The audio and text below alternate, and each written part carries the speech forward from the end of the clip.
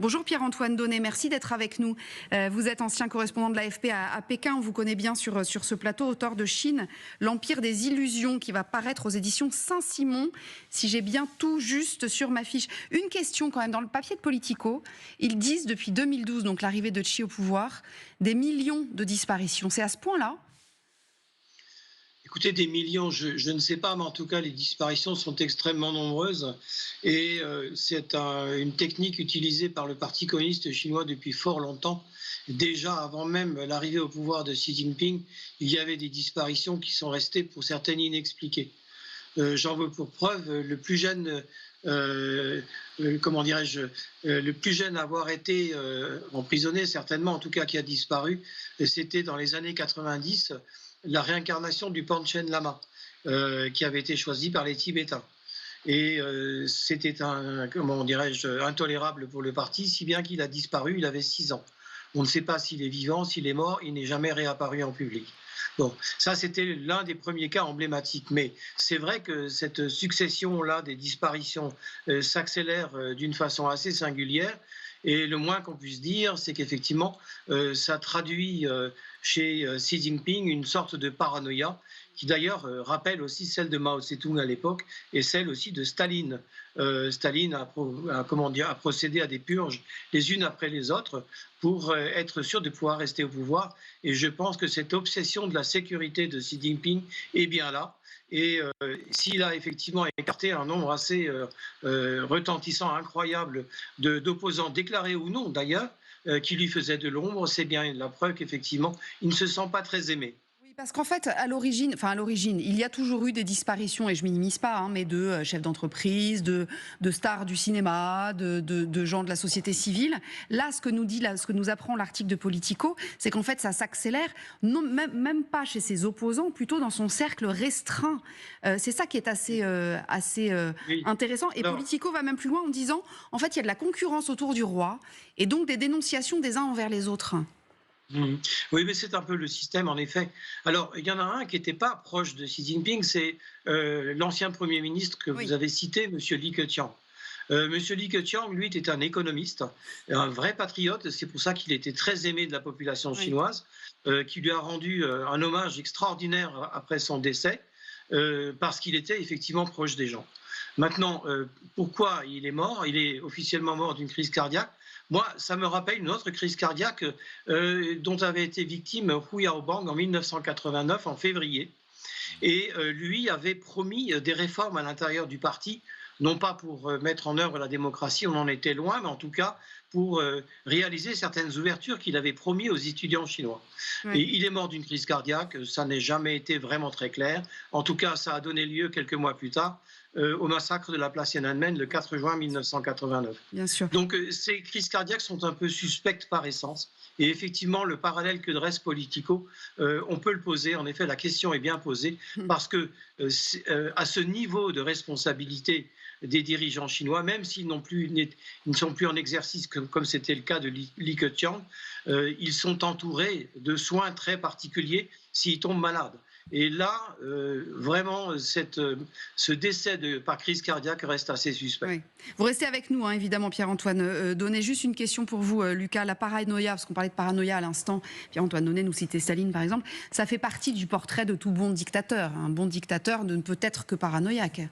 Oui, enfin un dictateur qui a la trouille. Oui. C'est ce que expliquait Pierre-Antoine Donnet à l'instant. C'est-à-dire que dans l'histoire, effectivement, quand Staline se met à faire exécuter, empoisonner, arrêter tous ceux dont il imagine qu'il pourrait un jour lui faire de l'ombre, ou Mao Tse-tung fait la même chose à certains moments. Enfin, dans toute l'histoire. Et puis ça a été le cas d'un certain nombre de dictateurs arabes, Saddam Hussein qui faisait la même chose dans tout son entourage. À partir c'est généralement aussi des moments où dans leur carrière politique et dans leur entourage personnel, ils se mettent pris par l'hubris du pouvoir à avoir la trouille d'être dénoncés, trahis, espionnés. C'est-à-dire qu'une fois qu'ils sont arrivés complètement au sommet d'un pouvoir, ils se rendent bien compte qu'il suffirait que quelqu'un, y compris de l'entourage le plus proche, aille parler à l'extérieur pour que tout le système s'effondre. Donc ça peut être vu aussi comme un signe de fragilité d'une certaine manière. Pas pour ça que ça fera tomber le système, loin de là d'ailleurs. Mais ça peut être pris comme un début de... Saddam Hussein, une histoire que je connais bien mieux que l'histoire de la Chine, a commencé à déraper de ce point de vue-là et à faire assassiner un certain nombre de ses collaborateurs, ministres, ex-ambassadeurs qui étaient autour de lui. C'était le début de sa fin. Oui, c'est-à-dire que c'est une forme quand même de je sais pas, enfin c'est pas un terme psychiatrique, j'allais dire de folie, mais je maîtrise pas forcément ces termes-là, mais en tout cas de paranoïa aiguë qui fait que on se met à soupçonner tout le monde, parfois y compris ses propres enfants. Saddam Hussein a soupçonné ses fils avant ensuite de les absoudre, voilà, mais ça peut toucher des gens extrêmement proches, et c'est là que ça... Et de le faire au vu et au su de tout le monde, c'est ça qui est en plus assez particulier. En fait, c'est ça, c'est sans Parce que on se souvient des images de l'ancien Premier ministre Hu Jintao, qui avait été pendant le dernier congrès du Parti communiste chinois, ce petit homme assis tranquillement à son bureau avec ses papiers qu'on vient chercher en le prenant par le bras. Ensuite, on a dit qu'il avait fait un malaise, mais qui est littéralement sorti de la scène. Enfin, je veux dire, c'est donc au vu et au su, et c'est fait pour. C'est pas, on se cache pas. C'est-à-dire, c'est pour ceux qui imagineraient un jour qu'ils peuvent trahir. Vous voyez ce qui va vous arriver. Saddam Hussein lui faisait exécuter derrière un rideau, mais pendant les réunions du Parti Baas, ce qui faisait que tous les membres du Parti Baas entendaient. Il faisait sortir derrière le rideau en disant: vous m'avez trahi. Vous passez derrière le rideau et on entendait le coup de feu. Il n'y avait plus un bruit dans la salle. Allez-y, Guillaume Lagarde. Non, mais juste pour dire que effectivement, on est dans une dictature. Donc c'est vient de le dire là. Nous en France, on meurt. On dit qu'on n'est jamais mort en politique, mais en Chine, si, on peut mourir politiquement et physiquement. Je rappelle juste que Xi Jinping. C'est pas non plus un enfant de cœur. Enfin, il a grandi dans des circonstances extrêmement tragiques. Son père a été obligé de se confesser. Il a été emprisonné par Mao. Et lui-même, Xi Jinping, il est parti en camp de travail dans le Shaanxi. Sa sœur s'est suicidée tellement la situation a été difficile. C'est quelqu'un qui est, sur le fond, extrêmement dur. Il n'a pas connu la jeunesse dorée. Il a connu une jeunesse dorée, mais pas celle d'un occidental. La deuxième chose, sur les effectifs que vous avez mentionnés, difficile de savoir s'il y a des millions qui ont été éliminés. Mais en tout cas, ce que je rappelle, parce qu'il faut quand même avoir ça en tête, on est dans le deuxième pays le plus peuplé du monde. Le Parti communiste chinois, il y a 90 millions de membres. Il y a plus de communistes chinois que de Français. Enfin, que de Français tout court, pas de communistes français. Donc, ça laisse de la marge, si vous voulez. S'il y a des épurations de masse, ça peut être plausible qu'il y ait des centaines de milliers de gens qui soient éliminés. Et la dernière chose, juste pour terminer, c'est l'interprétation qui nous manque. Et ce qui est intéressant, c'est que dans les premières années de son pouvoir, moi je me souviens qu'en 2012-2013, vous savez, à l'époque, il avait éliminé la faction néo-maoïste. Bochilai, je crois que c'était vous vous en souvenez, il était gouverneur, il voulait restaurer le maoïsme, etc. Lui, il avait été éliminé. On avait interprété ça comme étant, il veut imposer une ligne un peu centriste. Là, ce qui est embêtant, c'est qu'on ne comprend pas très bien pourquoi ils sont éliminés. Est-ce que c'est effectivement des rivalités internes, la peur d'être renversé, ou est-ce que c'est l'anti-occidentalisme? Est-ce que du coup, il y a une interprétation idéologique à faire qui pourrait du coup être inquiétante, parce que ça veut dire qu'il punit... Est-ce qu'il peut y avoir aussi des divergences à propos de la marche à suivre, si j'ose dire, pour récupérer Taïwan? C'est ça qui peut être une question. Est-ce qu'on a la réponse, Pierre-Antoine Donnet? Alors, j'ajouterais en fait deux points. Le premier, quand je disais qu'il n'était pas très aimé, il y a une raison qui est très claire. C'est qu'en fait, jusqu'en 2012, jusqu'à son arrivée au pouvoir, il y avait une certaine collégialité à l'intérieur du parti. C'est-à-dire que pour les grandes décisions stratégiques qui mettent en cause l'avenir de la Chine, il n'y avait pas un seul homme qui décidait de tout. Le bureau politique et l'ensemble de la commission permanente du bureau politique, c'est-à-dire les 7 membres qui composent cette commission permanente, participaient aux travaux, aux débats avant d'engager une décision. Xi Jinping, c'est totalement différent. C'est un absolutiste, c'est-à-dire en fait, il veut régner absolument sans partage. Ce qui m'amène au deuxième point, c'est que quand on gouverne tout seul, sans écouter les autres, on fait des bêtises. Et Xi Jinping en a commis un certain nombre ces derniers temps. Là, on n'a pas le temps de les énumérer, mais ce qui fait qu'effectivement, ça gronde sérieusement, on le sait, parce que vous savez, les fuites, elles sont organisées à l'intérieur du parti vers l'étranger pour justement faire savoir où sont les vrais problèmes.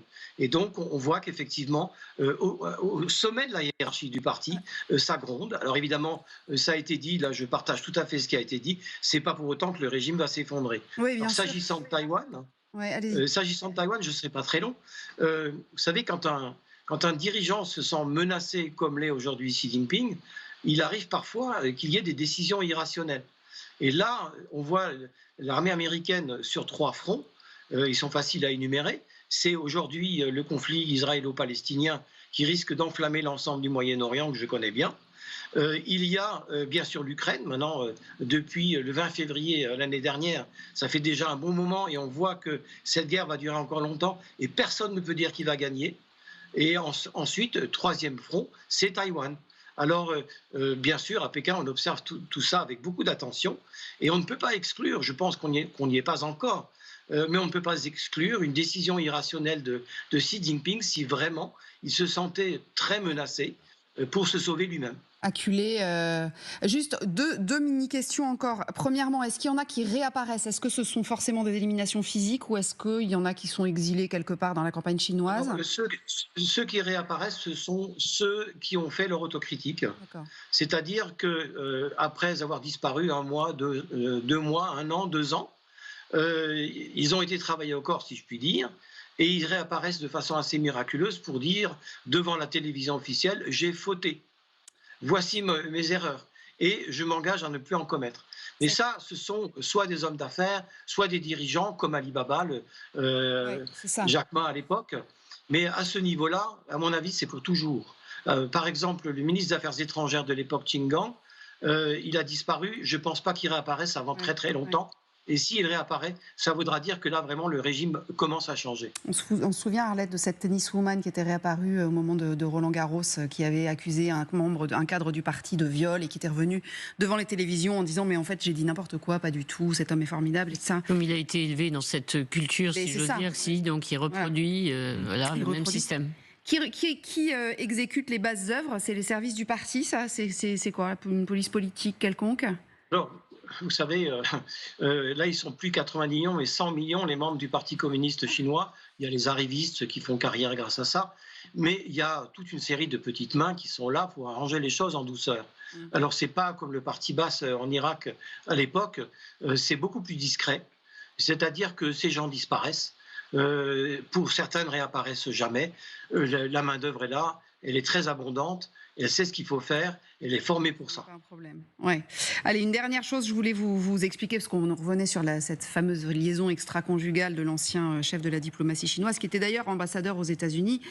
Alors, il avait une maîtresse qui est devenue maintenant correspondante aux États-Unis. Ils ont eu un bébé, en fait, ensemble, manifestement, d'après ce qu'on lit dans la presse. J'ai un peu recroisé. Elle, c'était une présentatrice assez connue. Ils auraient fait appel à une mère porteuse. Elle a accouché aux États-Unis. Et donc, ils ont eu un bébé américain. Et c'est là que le bas blesse. C'est ça, j'ai bien résumé ou pas, Pierre-Antoine Donnet? Oui, en fait, la séquence, c'est celle-là. Mais à vrai dire, je pense que ce n'est pas la raison réelle de cette purge à son égard. Il y a derrière, mais vous savez, l'opacité est telle de ce régime qu'il est difficile d'en être sûr, mais il y a derrière les purges qui ont lieu aussi à l'intérieur de l'armée chinoise, au plus haut niveau, notamment dans le secteur nucléaire. Et là, une bonne partie des responsables de la politique militaire chinoise dans le domaine nucléaire ont été remplacés par des jeunes, et d'ailleurs des jeunes assez inexpérimentés.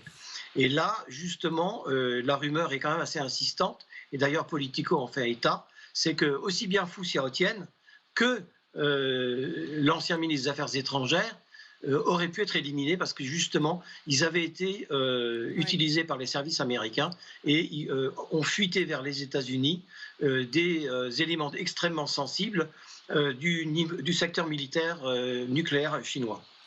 Bon, tout ça est très sympathique. Oui, vous vouliez dire un dernier mot, Guillaume Lagarde? Juste pour rebondir, je pense qu'effectivement que ce ne soit pas la vraie raison, parce qu'on sait que la plupart des dirigeants chinois ont leurs enfants qui font des études dans les grandes universités américaines.